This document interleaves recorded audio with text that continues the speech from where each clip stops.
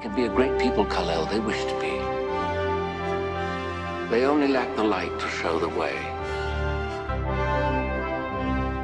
Welcome everyone to the video. Welcome to the channel. So, I was trying to think of what I should what should I discuss in this video before we do some what's olds. And I'm going to bring up a topic that I brought up on my other channel, Gem Flipper, which is in regards to how many items you should be selling per day. And there's actually a number that kind of governs that, and we'll get into those details, and we'll also discuss some caveats, like what how to even achieve the daily sales that you want.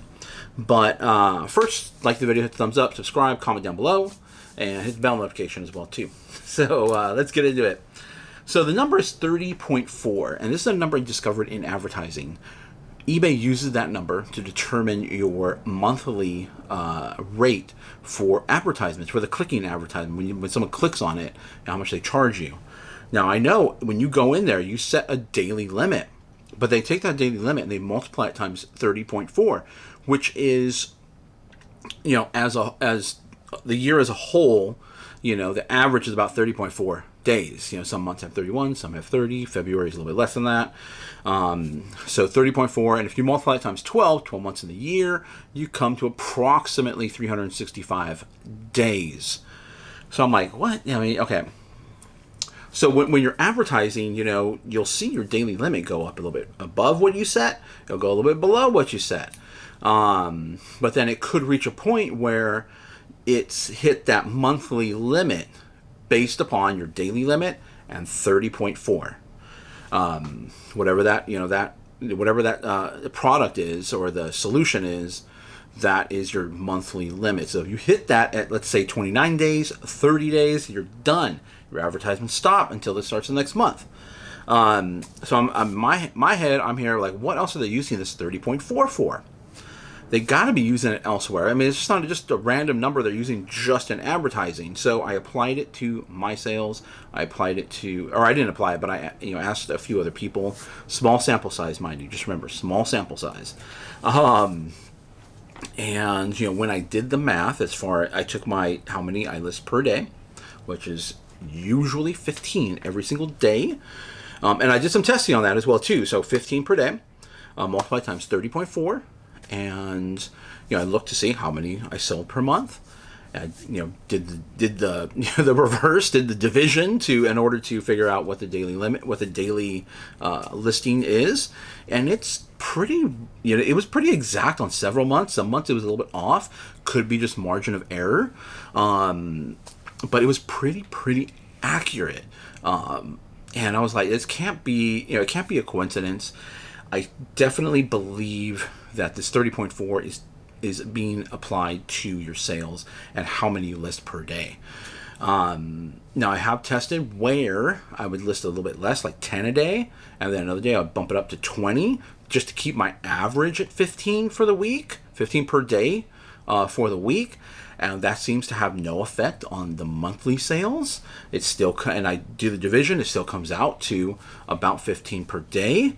I haven't tried anything like listing my whole week's goal in one day and then just taking the rest of the day off from listing. I haven't done that. I don't know if I can. I'm already pre-programmed. My routine is set as far as listing every day. It's all set to go. Like, everything's built into my schedule already. And turning it on and off for me isn't really, takes time. But I don't really want to do that. So maybe other people can try that. Like I said, small sample size. So if anybody else wants to try that out, definitely give it a try and let me know down in the comments down below. Run the numbers yourself and let me know down in the comments as well. If taking your monthly limit divided by 30.4, does that come out with how many you list per day? Or take how many you list per day, multiply it times 30.4, and is that how many sales you're having per month? There seems to be, it seems to be not a coincidence. It seems to be very, very accurate. And it really just, points to the fact that you gotta list. You gotta have either you list every day or you list enough during the week to make it be 5 a day or 10 a day or 15 a day or 20 a day, whatever your goal is per day to have how many listings. It really, it's just kind of strange because, I found it in advertising and I didn't find it in sales, but I thought maybe if I apply this to sales, it can't be just a random number they just pulled out just for advertising and that's it. It has to be used in other places, and sure enough, it seems to be that sales is where it's at. Also, where they utilize that number also. So definitely something to keep in mind, and it's not really anything. It's not necessarily anything different than anybody else talks about around here, about listing every day, about being consistent, listing to have success, be consistent, list every day, list more items. It's just kind of more of the explanation as to why, as the why part of it, and I'm very much, into why, investigating, like, why is this, why is that happen, I'm very much, in my other channel, I post some paranormal stuff, because that's kind of my thing, I kind of like the paranormal, the ghost, and I'm also a huge physics person, particle physics, quantum physics, quantum mechanics, I study all that stuff, not on a professional level, but as a hobbyist, and just very interesting to me trying to figure out how things work. Everything works perfectly fine. My computer, I built it and everything, it works perfectly fine, but I want to know how exactly it does what it does, so that's what I like to do, and I think it helps knowing the nuts and bolts of everything, in order to help improve overall sales, because we're on eBay, so we're talking about sales, how to improve your sales. But there are some caveats that I think you really have to be, really dialed in with your store. You really have to be picking up items that will sell. You have to have great, it's been proven, you have to have a great title structure. Sometimes try to look up items yourself, go into another eBay, open up another app, incognito app, whatever, and try to look up your items as if you're a buyer trying to look it up. Don't use the title that you put in. Try to use that, use just random words, try to find your items. And is it searchable? Can you find it very easily yourself? So you still have to, you'll build your listing, and I've talked about this on my, I don't know about this channel, but definitely on the other channel, about window dressing your item. You gotta have great pictures. You still gotta treat it as if you have a physical store. Great pictures, a great title, something to catch those customers. Now, not necessarily all items, most items will sell at any price point, but why is someone going to go on eBay to find your item? Why are they going to look on there for your item? What do you look for? What do you shop for? Because you can't just throw it up there and just listen and forget. Just get anything, listen and forget it, listen and forget it. Just shovel it up. Let's keep going. Just throw more items at it, and eventually they'll catch. Yeah, you might get sales, might be kind of inconsistent if it's not things that people want or things that people can go just down the street. Like I have this watering bucket here, okay, everybody, if anybody does need gardening or anything like that, I do some gardening on the side. It's a personal hobby. I don't do a lot now, but it's something I do enjoy. Very relaxing. So I have a little watering bucket. For some reason, I'm always losing watering buckets, or they're always getting crushed by accident. Picked up the water bucket. It was like $1.50 over at Lowe's. So this would be. I was trying to find something in my own inventory, but I can't really find anything that's not going to sell in my inventory. This is definitely something I would not be out there looking for to try to put online. If someone can go down to Lowe's and get it for $1.50, $2, maybe $3, why are they going to go online and wait for something to get shipped to them? This will probably sit forever. This will probably never even sell online. Maybe if I drop it down to a penny, maybe it will sell. And there's a lot of items out there that people just continually drop prices on and just don't sell. Because it's not worth it for someone to pay the money to have it shipped to them. It's just, you gotta have a good eye. And one of my goals with this channel, my other channel, is to show people how to develop that sense of, this item will sell. How to describe that item, because I sell items all the time with no, there's no maker, there's nothing on it. You just have to describe it. You have to be good at just being able to describe items, and that, it's kind of called keywords on eBay, using the right keywords to get an item sold. We just picked this up just the other day at Goodwill. It's a little business card holder.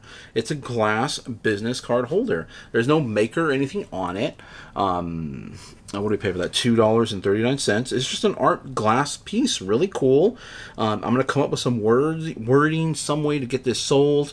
But I've sold a business card holder, another business card, a fused glass business card holder. Kind of had a retro-ish 80s, 90s vibe to it, and very similar, not similar to this, different. It was more squarish, rectangular. But we got it sold. I knew I can get it sold. I saw it in the store. I'm like, I can definitely get this sold. So that's one of my main goals, try to help people find those items that won't necessarily stick out, come scream at you, pick me up, Bose headphones, look at me, I'm right here, just $5, I'm going to flip on eBay for $50. That's easy. That's easy stuff. That's like the surface stuff. But, going deep into what actually sells and what real people are actually looking for, or maybe they're not even looking for it and they discover it. That's also, that's also really cool. If somebody's just, browsing, and they're now with AI and advertising, the way it works, its integration, they're going to be recommending things. Like if you keep on clicking on, red pottery mugs, it's going to start shooting you all kinds of different, red mugs, advertising, in the form of advertising, to you. And it might be just random stuff, but you've looked for these descriptive words before, and so it might shoot you one of your listing. It might shoot you a listing, that from me, from whoever, that's selling. But you still have to find the items that will sell. While, yes, if you list 15 a day, you should come out with 15 sales a day. But if you're selling water buckets during the wintertime, you're probably not going to get that mark. You still have to take into account the other variables that are involved with making sales every single day. If you're a clothing reseller, you got to follow the seasons. Jackets aren't necessarily going to sell as hot during the summer as they will during the wintertime. You just have to be aware of that. You still got to, just start hitting on all cylinders. You got to have your good title structure. You got to have good pictures. Got to make sure you have the items that will sell. And if you're just starting out, and I talk down about sell-through rate, but follow it. If you're just learning, that's a definite tool to use. It's going to give you the most recent sales within the last 3 months. So within the last 3 months, 90 days, the item should be, if it's selling within that time frame, then it's a pretty good product, and you should be looking out for it. If there's way too much competition out there, maybe lower your price. Maybe just don't pick it up. Look for something else. There's too much competition. Definitely utilize those tools, but learn from it. Build from that. Build your house. Build your eBay store up. To get to a point where you can just sell, random stuff. People will be like, what? I know this guy. I know what he picks up. I love the stuff he picks up. I have so many people. I get so many repeat buyers on eBay that, because eBay has followers. You can develop followers on eBay, and they will get, when you post something new, it'll pop up on their eBay feed, and they'll be like, hey, so-and-so posted this new, or you'll get an email. So, develop a following. You can develop a following on social media. A lot of social media influencers do that as well, too. They pick up items, which I'm like, there's no way they're going to get that amount, but they could if they have, developed a customer base. They're kind of curating their, the items they pick up for their customer base. And you could do the same on eBay as well, too. They'd be like, I like the stuff this person picks up. I like the items they're putting in their store, and I'm going to follow them. So, just real quick, some things here that you might want to look out for. These, I always forget what these are called, but, you guys see these little things, a little, the ticker. I just call it. It's not wound up. This is it's not wound up, so, but it'll go tick, tick, tick, tick, tick. Kind of like a timing thing. So this one here, this will sell for about $60. The brand, it's made in West Germany. I thought this had a brand name on it, but maybe it doesn't. Maybe it's just West Germany.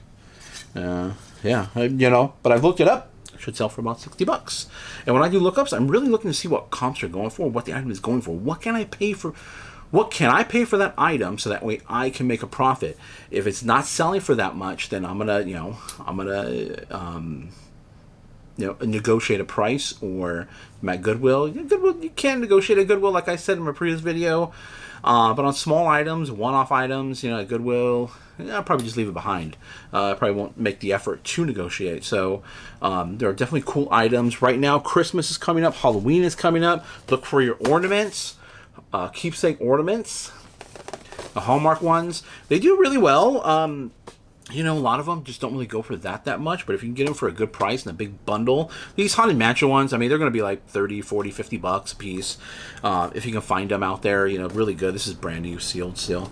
Well, they don't really seal them. They just kind of fold them up in there. I think it's probably in some paper or something like that. Sometimes they just wrap them in paper.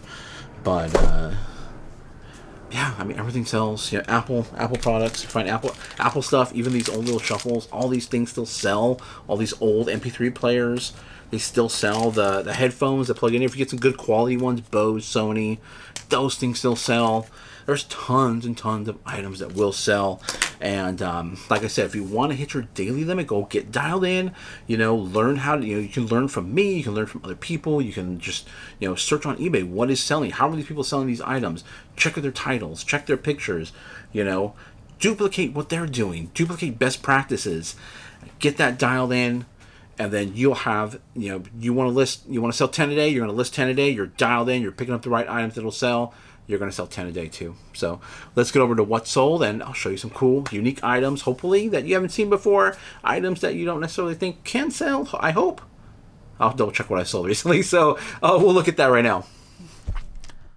All right, everybody. It is the next day for me. I didn't finish the video yesterday like I wanted to, but I started prepping for the day after the holiday. Yesterday was Labor Day, and shipping on the day after a 3-day weekend is wild. So everything's done, everything's completed, everything's out, everything's at the post office, so everything's a whirlwind over in my shipping area, so I do got to get that cleaned up. But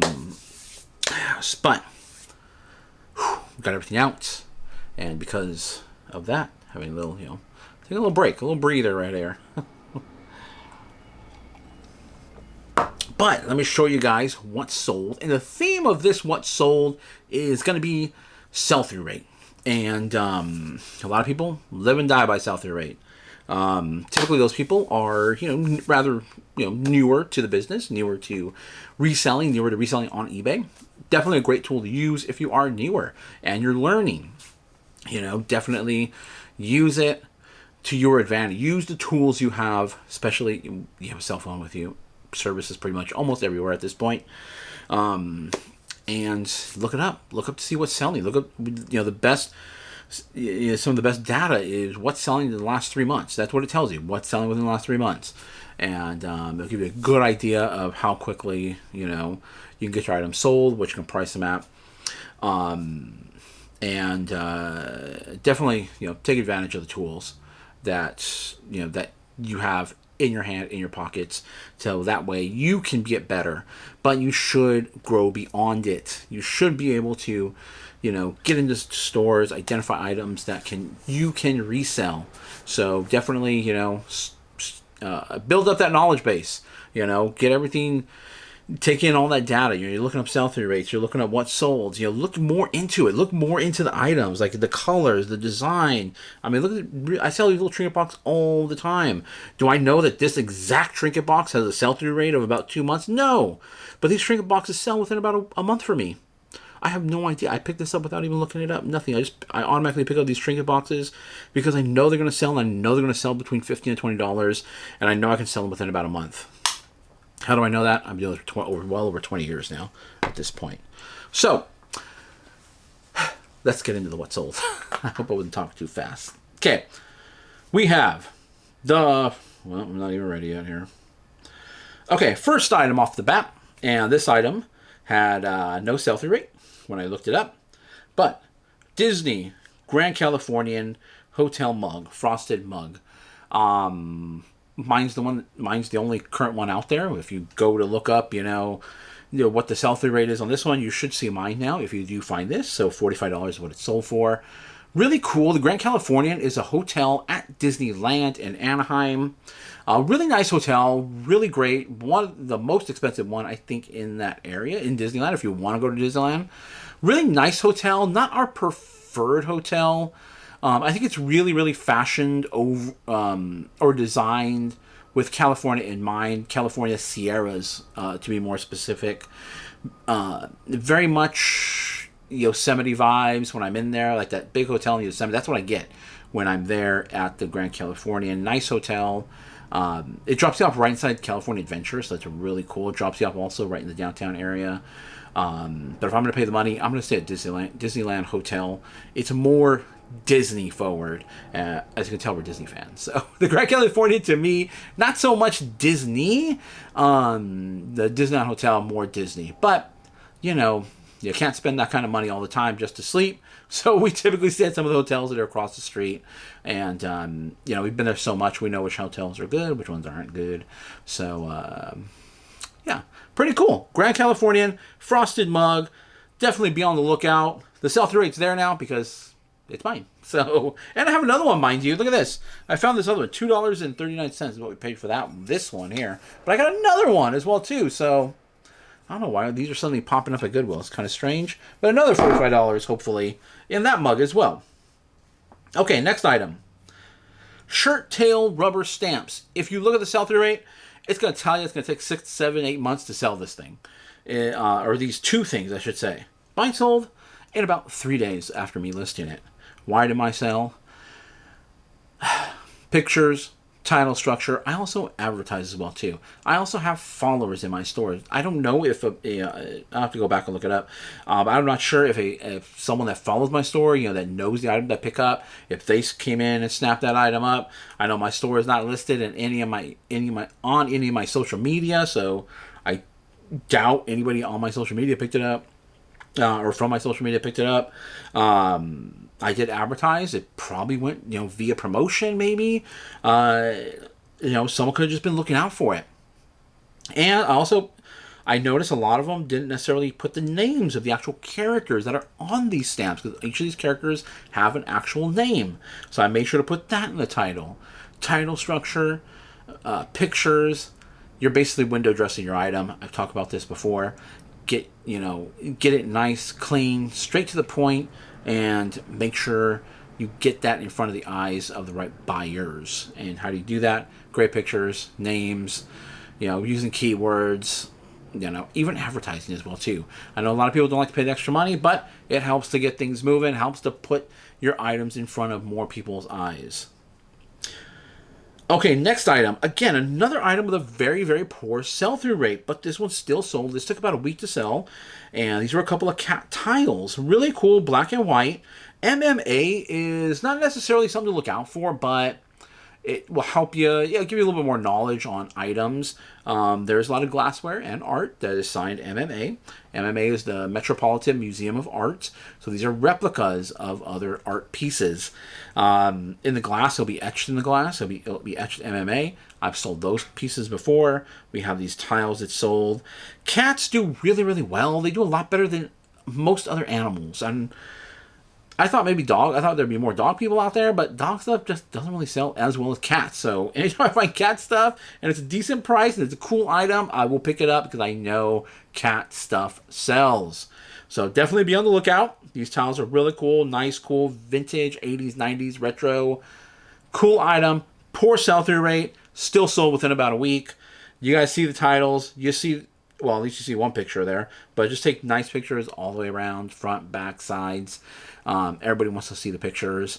If it has some sort of animation, I definitely recommend dropping a video in there if it's relevant.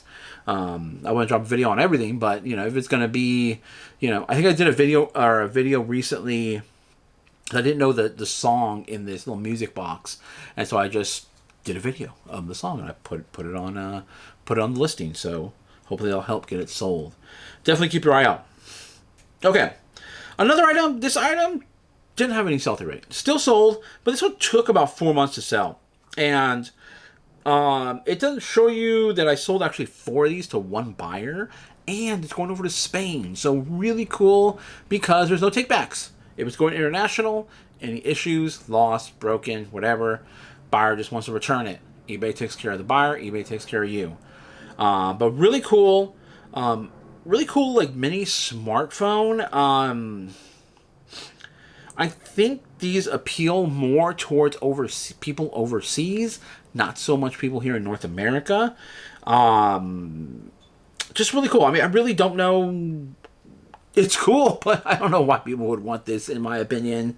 But I picked it up because they were $1 each, and I was like, I'm not gonna pass it up for $1, brand new, vintage smartphone. Well, I don't know if they're quite vintage, but they're pretty vintage. They're pretty old. Vintage, again, generally applies to something that's 20 years old, but that's not like a written in stone or anything like that. So vintage can be whatever you really want it to be. It could be a year, it could be 2 years. The 20-year rule comes, I think, if I'm not mistaken, comes from Etsy, I believe, or somebody made that statement. It's somewhere. It's on a reselling type or a website, a e-commerce website, where they classify vintage as 20 years old. But that's just somebody writing. That's when they want vintage to start. But it really doesn't matter. You know, anybody can say anything is vintage. It doesn't matter. But the vintage police online, they might get you. But they might complain. Really cool. So they sold. They're going overseas. Great profit on these items.